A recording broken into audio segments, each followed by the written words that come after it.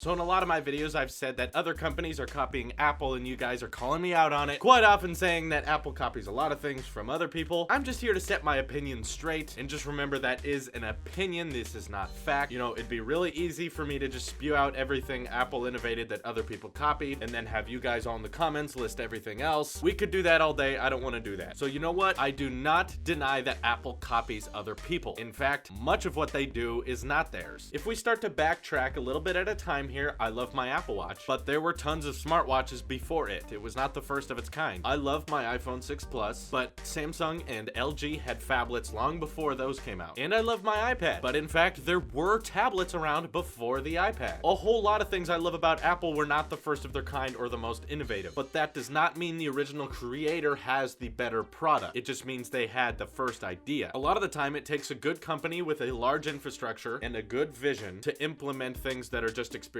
For instance, Siri. Apple bought them out and implemented them into almost all of their devices now. Actually, all of them, yeah. Apple TV OS has Siri, Mac OS is getting Siri, Apple Watch, iPhone, iPad, everything. But before Apple bought them out, it was just a playground. They were just messing around with it. You want to go back even further to the invention of the mouse. Apple did not invent the mouse, but they bought the rights, the idea, the company, whatever. You can do some backtracking if you want. It's an interesting story. Xerox created something like the mouse, and Apple implemented it into their very popular software, and that made it mainstream, and that's how we know the mouse today. It wasn't about who created it first, it's about who knows how to put it into practice the best. So the most common example is back in the day, Galaxy phones were a lot bigger than iPhones, and I never cared for them back then. I liked the size of my iPhone 5, and it's because back then they were very still made of plastic, which I didn't like, and back then phones weren't very thin. They were still pretty thick compared to now, that is. So to me, that felt clunky and cheap. By the time the iPhone 6 and 6 Plus came out, Apple had made phones pretty dang thin by then, and they kept them made of aluminum and sleek design. So Apple fans like me were easily making that transition, even though we hated phablet phones of that size at that time. It's because those iPhone 6 phones felt like iPhones, even though their size was so much bigger. Galaxy phones at that time still felt like the cheap plastic things with the removable back. And yeah, you know what? Apple copied that. Other companies had been doing that for a long time, and Apple said, we're gonna do that better. It wasn't, we're gonna copy them, we're gonna figure out how to do it their way with our own twist on it, and statistically, people like that. Now, what's interesting is what happened to the phablet market after the iPhone 6 came out, because a lot of you guys like to accuse, you know, Android had the bigger phones first. They did, but look at how the Android big phones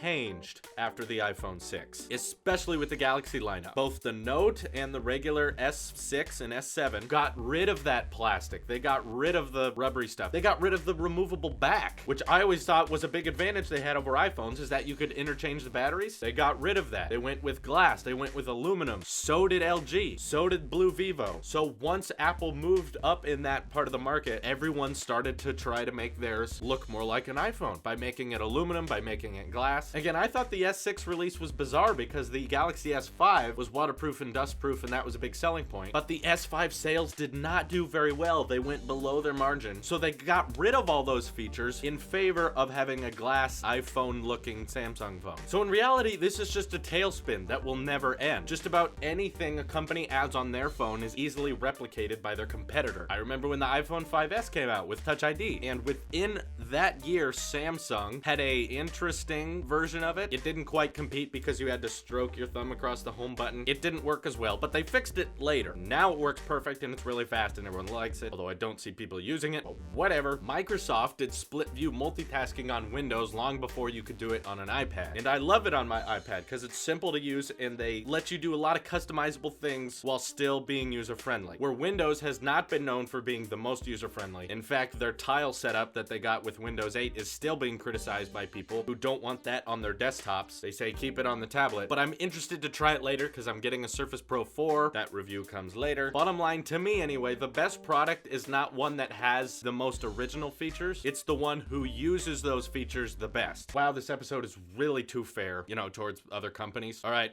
Apple Sheep Overdried time. Here come the haters. Hit that dislike button all you want. Apple invented the smartphone in general. Come on, you know this. Smartphones weren't a thing till the iPhone. They invented the iPod, AirDrop, Apple Pay, Touch ID, Force Touch, Digital Crown, Click Wheel, App Market, and the personal computer overall. So every device that had the idea of making a phone or a tablet or a computer, whatever, that's easy to use for everyday people, Apple invented that idea. It was just IBM before them. So yeah, go ahead, boo me. I don't care. See if it bothers me. I will destroy you. So thanks for watching, and remember to subscribe and like and comment and all that stuff. This is your Apple Sheep here, and I will see you in the next one.